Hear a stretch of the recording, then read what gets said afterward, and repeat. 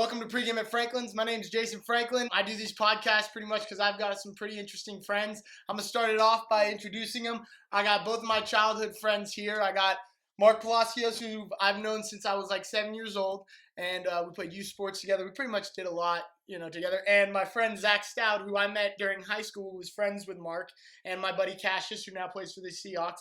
He was also a former linebacker at BYU. How you guys doing? I'm doing pretty good. I'm happy to be here. Hello to Jason's viewers. Doing good. Just kicking it with the crew. Heck yeah, man. Heck yeah. Let's go on to our first topic.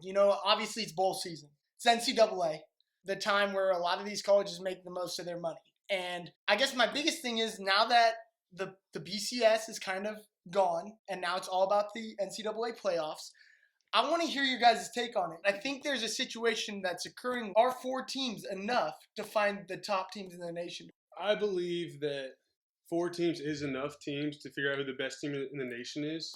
Nick Saban said in an interview recently, actually posted on my Facebook, about how as soon as they started this playoffs, it made the Rose Bowl mean almost nothing to these players now.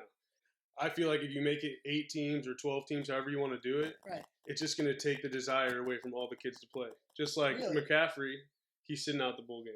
Leonard Fournette sitting out the bowl game. I knew it was going to be a slippery slope. As soon as they said 4 teams, I knew they were going to be like, now we need 6. Yeah. Now we need 8. Now it's always going to keep going and going and going. That's just the way it is. Right. But how it is right now is a lot better, I think, than how it was. 4 teams, the top 4 teams are usually a pretty good indicator. Sometimes there's a couple teams that have close records, but all in all, I like it. And now I'm going to go to favoritism because I'm really interested in this. Now, do you think there is a bias between the NCAA and the SEC conference over other conferences in the Division I sports? I mean, in terms of the NCAA thinks the SEC is the best. Right. In terms of that type of bias, I think so. But in terms of when you're talking about USC getting torn apart, like Penn State, similarly, I think they just try to be fair. I don't think there's a big bias in that standpoint, but how they televise, they always televise the SEC. They always hype up the SEC. SEC teams have 3 losses, and they're talking about sending them to bowl games. And rightfully so, they do hype them up. But I think they try to keep their punishments pretty fair.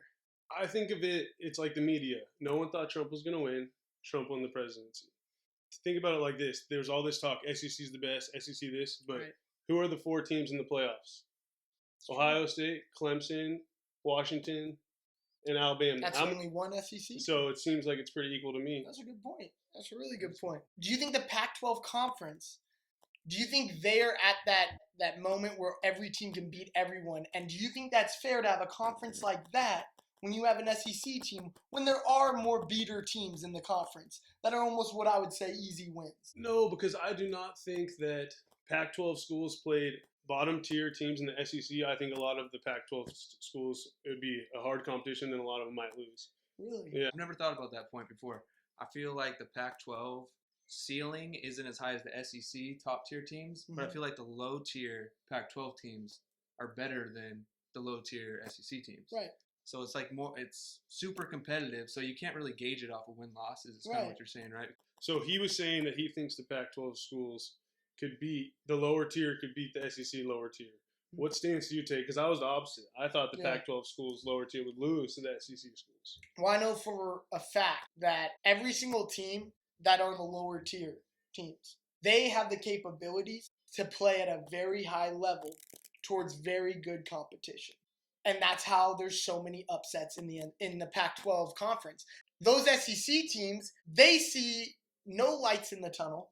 They see no situations where there's going to be an upset. There is never a time where the bottoms even remotely give them a chance in the first quarter. Like, it looks like the USC game. It was like the first quarter, they got blown up. Second quarter, blown up. Third quarter, fourth quarter, blown up. Now, that's pretty much how it is throughout their entire season as an SEC if you're like a Bama team. But if you're in the Pac-12, majority teams raise their level towards higher competition. And I notice that a lot more than the SEC teams where they keep the little man down. And you don't see any light at the end of the tunnel, as I just said. So it's really interesting. I don't know. Let's say we got a team. I mean, I would say Colorado. I always go to Colorado, but they did so well this year. Let's take a team, Washington State, another team that's a beater team usually. They came up this year. Season. So You think of that, like right now, I'm contradicting myself because I'm trying to find you a bad team from the Pac-12 and throw them against you guys. Oregon was bad. But like Oregon was bad this year, right? So I'll use Oregon, and Oregon lost a lot of close games, even to really good competition. They did. And so if I were to say, let's Oregon, they're a bottom of the conference team, and we send them towards Vanderbilt, who's coming down with the W? Oregon, I think. I think Oregon would win too. Okay, and then I'll take Missouri because Missouri, I would say, is a bottom of the barrel team in the SEC right now, right? Okay, so Missouri versus Oregon. I would coin flip. I think it'd be 50-50 this year. I think the biggest thing is what I want the viewers to catch on to is the Pac-12 flips. There are teams that are good some years, there are teams that are bad some years, and they go on 3-year spurts. When was the last time the SEC was like that? When was the SEC given competition and it was flipping within a 10-year span? I've never really seen it. I mean, it's flips, but it's between the same teams. LSU, Alabama, these teams that are very traditional, they've got a lot of roots into the game, It's hard because that team, how is that fair if they really are a dynasty, The Pac-12, you think about it, the dynasties are shot. It's like the wild, wild west over there. Everyone's shooting each other out. Now, I know that if everyone's shooting everyone out in the Pac-12, you go to the SEC, it's like Bama's got 2 guns and everyone else got slingshots. They should have the same kind of recruiting as the Pac-12. Why shouldn't they? If they did have the same quality of recruiting as the Pac-12, it would be pretty even, don't you think? But they don't have the same recruiting. The Pac-12 schools have location. So all the kids, Alabama gets all the 5 stars because they're going to the NFL. The West Coast, the rest of the Pac-12 students might be 3-star recruits, 4-star recruits. They want to have a social life, go to college, and enjoy themselves. So it makes it very competitive at all those schools. I agree with what Mark said. I mean, the schools in the SEC, I don't know a lot of people that would want to go live there right now. Right, of course. But let's go live in California. We're a 3-star. I'm going to try to ball out, and if I don't, I'm living in a dope place. Let's go live in Arizona. ASU is the top party school. Hot chicks, awesome. If I ball out, I ball out. If I don't, whatever. But the ballers go to Alabama, and then other than that, other people want to go where they want to live. You've seen a lot of quality athletes coming out of the Pac-12. A lot of them, almost the majority, come from the West Coast. Like, if you think about it, all these guys who are the big name guys. There's a lot from the West Coast, as equal almost to anywhere else. But if I'm a guy and if I'm going straight to the NFL, you know that it wouldn't matter if you went anywhere else. And if you're that 5-star guy, it wouldn't matter if I went to UCLA and not to Alabama because I know that I'm a baller. I'm going to get to the NFL anyways if I have to. You hear this every day. Winning does affect what your draft stock's going to be if you're on a team that wins versus not. But if you're on a team that's average as heck and you go Division II, you could be like Von Miller or anyone else who just you're in an equal spot. So it's like, I don't know how big of winning plays into recruiting when it comes to those guys who are like, I'm going to the NFL anyways. Might as well be close to mom's if I'm living in LA. So it's interesting. It goes both ways though, because your point does make sense. So why do you think that Alabama gets all the?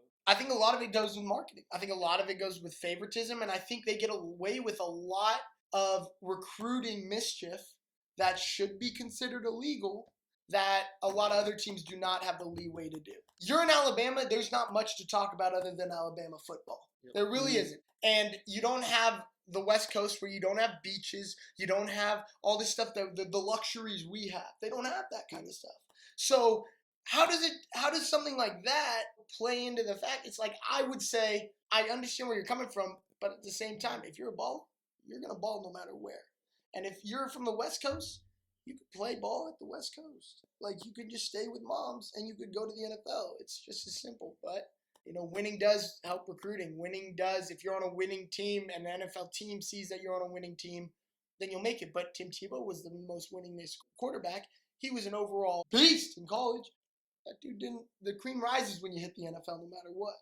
Iron sharpens iron, right? You want to surround yourself with beasts. Mm-hmm. These are where all the best players are. That's where I want to go because I want to become the best. Right. You're in high school, you may have a little chip on your shoulder, think you're the best, but like, oh, Alabama, that's where the ballers play. Yeah, right. That's where the ballers go, and I want to be a baller, so that's where I'm going. But what happened to USC? USC used to be where the ballers went. I think West Coast teams do get those guys, the ballers. I just don't think they get as many of them. I think there's more to choose from in that little belt where the SEC is, and they all go to Bama. They used to all go to SC. right? But then all the recruiting sanctions happen. They starting to spread out, and now everybody in the Pac-12 is competitive. Yeah. So you don't need to go to SC and compete against 7 5-stars. You can go to Washington and win games and be a 5-star. You can go to Washington State now and win games. You can go to Stanford and win games. You can go to Arizona State. You can go wherever. Right. Colorado and win games. But you want to go with what's comfortable, which is what's already working, which is Bama, right? That's coming out of college. You would think that you would pick Bama because they've shown that they are dominant, and you want to be with the dominating team is what I'm hearing you out to be. But if you were to go to the Pac-12, inevitably it'd be a more even playing field, right? And you wouldn't want to be on that team because you wouldn't have those beater teams where you could get the big stats. I think it's just the good players spread out more in the Pac-12. Okay. The good players in the SEC go to LSU or Bama. If you're on the West Coast, you're going all types of places if you're a good player. Tons. And that's just what I think. I think they relocate themselves in 2 main spots in that little belt, and I think out here they just go everywhere. So you get less of a concentration and more like, and that's why we go talk about the Pac-12 of how the bottom teams are still good is because they have good players because everybody spreads out. Right. But back in the day, USC was like the only good team. Right. Well, there was good teams, but like USC was like Bama. Right. Because if you were in California or the West Coast, you're like, I'm going to SC. Right. If you're the best, you're a freak, you go to SC. Now, do you think that that's hurting the Pac-12, this lack of, I guess, freak schools, we're calling them, like the guys who have the best talent? Do you think the lack of that distinct college is what's lacking in the Pac-12? And we had that SC where ballers came and pretty much they all just met up like that, and that was like Bama. Do you think that's what's lacking in the Pac-12 in order for them to be considered, I guess, as dominating of a team as Alabama? You need to have that one power school that all the freaks know where to go. I think so. I think we don't have that anymore in the Pac-12. But I like it because it creates more competition. Yeah. In terms of, okay, if I'm a Pac-12 guy and I want to see the Pac-12 do well, then I would like to have a powerhouse Pac-12 school. Right. But as a football fan, I like to see all the competition. I like it's that. Fun. I like that. All right, we're going to play a game, guys. So I pulled up the top 10 colleges with the most players in the NFL. Colleges, not conferences? Colleges. Gotcha. Okay. And you guys each get 3 strikes out of the top 10 list. You guys just have to get schools in the top 10. So I have to guess the schools that we believe are in the top 10. You guys, most players being in the NFL, just to be clear. Okay. Yes. Do we alternate? Yes, sir. Okay. Jason, we'll go first. I'm gonna take USC. USC is number 3. Wow. Alabama. Play it safe. With 35. USC has 35. What is Bama? Alabama, number 4. SC is higher than Bama, huh? Yes, sir. I'll say Auburn. Strike 1. Wow, Auburn. I was saying Cam Newton in that D-line. Texas. Strike 2. Strike 1 for Zach. Really? Texas? Wow. Oregon. Oregon. Strike 2. LSU. LSU. Number 1. Wow. Really? That's with, shocking. With 40. Ohio State. Oh, yeah, obviously. Michigan or Ohio State? Ohio State is not on there. No. Neither is Michigan. So, Ohio State isn't on the most. So Jason's got 4 strikes. He's already How out of the many game. strikes? How many 3 strikes? strikes. So you struck Yeah, out. I'm completely out. Yeah. We're gonna see how many Stout can get. That amazes me that Ohio State is not in Really? the top Yeah. 10. How? They send like 7 guys every year, I feel like. Nebraska? No, sir. Strike 2. Florida? Florida's up there. Yeah, Number good call. Number 6 with 31. Notre Dame? Notre Dame, number 9. Wow, Stats on a roll. 29. I don't want to say this, but I might say it right now. This is like a roller of the dice right now. Oklahoma? Oh, let's go, dog. Number 8. Let's go. Number 8. Dude, he's on a roll. With 30. Come on, man. This is great. I can't believe Texas isn't in it. That amazes me. Think about, so maybe there's some 30 for 30s on this school. 30 for 30. Oh, Miami. Yeah. Miami. I get Number that 2. Florida State. Florida State. Ooh, he's cold. 31. Auburn. Nope. Oh, you already said that. Doesn't count. Yeah, it doesn't count. Didn't say that. I'm out of guesses. Texas Tech. Oh, no. All right, so I'm going to give you guys the answers. Florida State. I was going to say. I said Florida State. Oh, you did? I'm going to give you guys the answers. All right, let's Okay. That was good. You guys worked pretty good. We got to get our knowledge up a little more. Number 1, LSU, 40. Number 2, Miami, 37.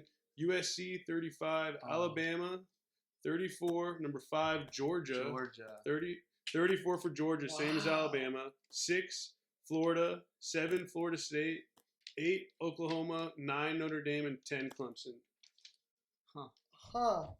Thank you guys for coming and joining us at Pregame at Franklin's. It's been a blast. We're over here in my parents' backyard in the guest house, just bicking back being Bo. We'll see you next time.